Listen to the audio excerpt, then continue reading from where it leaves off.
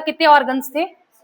6। जब United nation के structure की बात होती है तो इसमें कुछ एजेंसीज भी आती है, कुछ इंपॉर्टेंट एजेंसीज, ठीक है। तो एजेंसीज को लेकर भी 4 मार्क्स का क्वेश्चन आता है, ठीक है। अब यूनाइटेड नेशन एजेंसीज की जब हम बात करते हैं तो बड़ी सारी एजेंसीज हैं, ठीक है। अब जब भी स्टेट्स के बीच में कॉन्फ्लिक्ट होता है तो उस पर डिस्कशन होती है। तो डिस्कशन कहाँ कहाँ होती है? यूनाइटेड नेशन जनरल असेंबली में और यूनाइटेड नेशन सिक्योरिटी काउंसिल में। अब क्या कॉन्फ्लिक्ट हुआ ना, कोई इश्यू क्रिएट हुआ है तो उनको सॉल्व करने के लिए ऑर्गन्स है और कुछ एजेंसीज है। यूनाइटेड नेशन क्या है? अगर मैं आपसे पूछूंगी यूनाइटेड नेशन क्या है,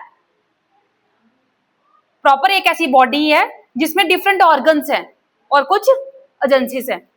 जब भी कोई प्रॉब्लम क्रिएट होगी तो कुछ ऑर्गन सॉल्व करेंगे, कुछ एजेंसीज उसको सॉल्व करेंगी। समझ आ गई?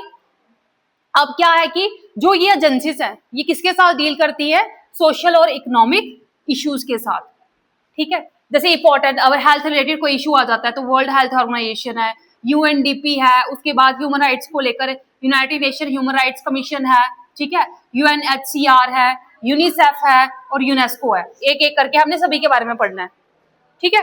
अब यूनेस्को के बारे में जब हम पढ़ते हैं तो सबसे पहले हमें पता होना चाहिए कि यूनेस्को क्या है, ठीक है। सबसे पहले यूएन, यूएन क्या है? यूनाइटेड नेशंस, ठीक है। United Nations educational, scientific and cultural organization. यहां से ही पता चल रहा है कि एक ऐसी एजेंसी जो एजुकेशन को लेकर काम कर रही है, साइंटिफिक वे में काम कर रही है और कल्चर पे भी काम कर रही है। क्लियर? अब इसका मोटो क्या है? इसका मोटो है building peace in the minds of the men and women. ये इसका मोटो है, नोट करना है ये।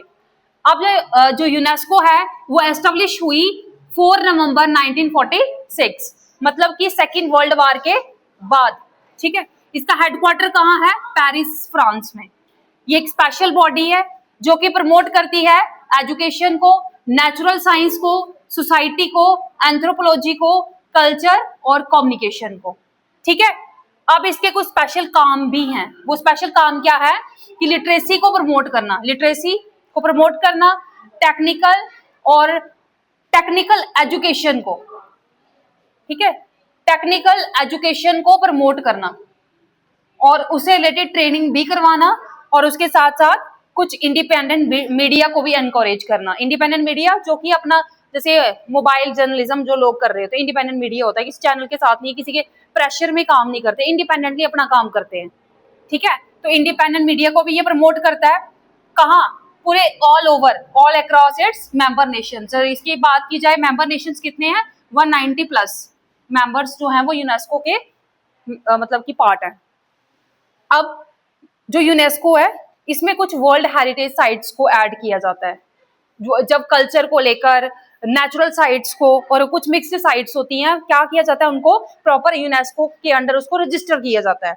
तो इंडिया की टोटल साइट्स कितनी है? 44। यहाँ से आपको एमसीक्यू आ जाएगा। तो यूनेस्को वर्ल्ड हेरिटेज साइट्स में इंडिया की कितनी साइट्स हैं? 44। जैसे ताजमहल है, वेस्टर्न घाट्स है, ठीक है,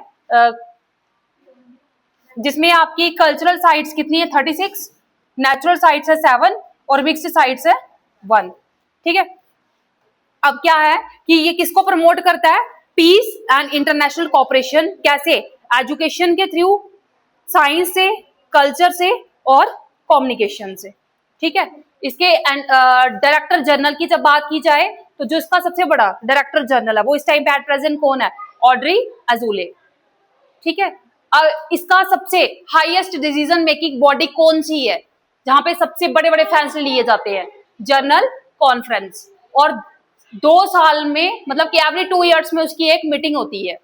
किस चीज को प्रमोट करता है यूनेस्को? फ्रीडम ऑफ एक्सप्रेशन को, क्योंकि हमने बात की इंडिपेंडेंट मीडिया की, यहाँ पे लिटरेसी कैसे प्रमोट होगी, टेक्निकल एजुकेशनल ट्रेनिंग, ठीक है। तो फ्रीडम ऑफ एक्सप्रेशन को प्रमोट करता है और साथ में यहाँ पे एक्सेस टू इंफॉर्मेशन की भी ये बात करता है, ठीक है। जो एक्स्ट्रा है वो नोट कर लो।